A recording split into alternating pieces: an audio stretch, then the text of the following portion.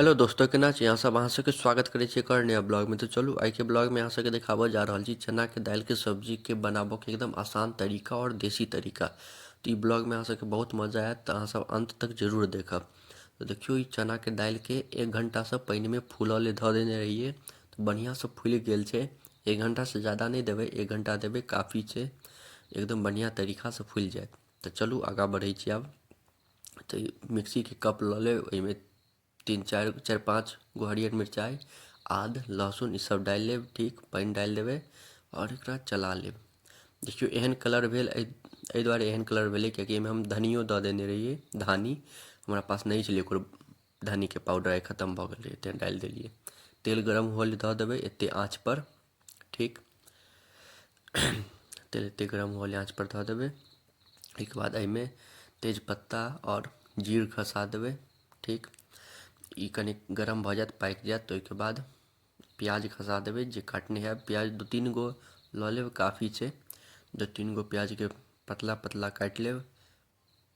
ओहिके बाद तेलमे धऽ देबै। ठीक, एकरा कनिक मिला विला लेब, लारि चारि देबै ठीकसँ। एहिमे कनिक लारे चारऽके रहै छै, प्याजवला सब्जीमे कनिक लारबै चारबै तऽ मजा आयत खायमे। ओहिके बाद टमाटर खसा लेब, एकरो फेर लारि चारि लेब। जतेक अहाँ लारबै चारबै ने ओतेक मस्त बनत सब्जी, ई प्याजवला सब्जी खास कऽ जाहिमे प्याज पड़ै छै। तऽ हल्दी अहाँ आधा चम्मच लऽ लेब। ठीक, आ नमक 1 चम्मच दऽ देबै। 2 चम्मच दऽ देबै, चलू 2 चम्मच दऽ देबै नमक। ठीक, एकर बाद मिला लेब फेरसँ सबके। देखियौ बढ़िआँसँ मिला लेब, मिल जायत। ओहिके बाद एहिमे ओ पेस्ट डालि देबै जे देखेने रहू, मिक्सीमे जे चलेने छलू, ओ पेस्ट डालि देबै। देखियौ ओहिके बाद पेस्ट डाललाके बाद बढ़िआँसँ मिला लेब। आब देखियौ केहन कलर आबि गेलै, एकदम बढ़िआँ। तऽ धनिया पाउडर आइ नहीं छलै हमरा पास, तऽ धानी छलै तऽ ओ मिक्सीएमे चला देलिए पेस्टेके साथ, तऽ अपन कलर आबि गेलै बढ़िआँ। ठीक, आब एहिमे आधा चम्मच, हाँ आधा चम्मच डालि देबै अथी मिर्ची पाउडर। ठीक, आधा चम्मच डालबै कियाकि हरियरो मिरचाइ देने रहिए तो ज़्यादा करू भऽ जायत, तऽ आधे चम्मच डालब। ठीक, ओहिके बाद फेर मिला लेब। ओहिके बाद बढ़िआँसँ भुजा जायत, तऽ ओहिके बाद ई चना दालि जे अथी फूलऽ ले धेने रहिए, ओकरा एहिमे डालि लेब। देखियौ ओहिके बाद फेर एकरा 5 मिनट तक भूजब।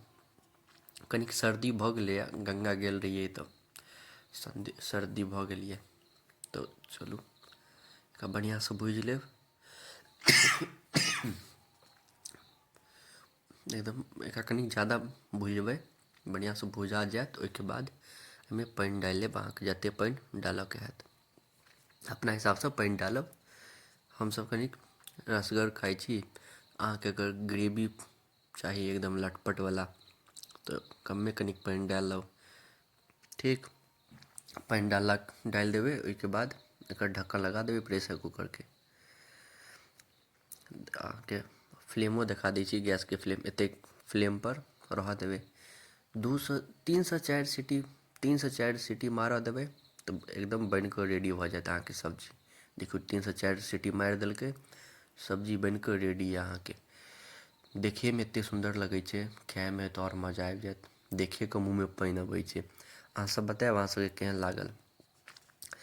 देखियौ एहिमे गरम मसाला डालि देबै, आधा चम्मच मानिकऽ चलू ने गरम मसाला डालि देबै। ओहिके बाद धनिया पाउडर डालि देबै, धनिया पाउडर कहै छियै, धनिया पत्ता डालि देबै।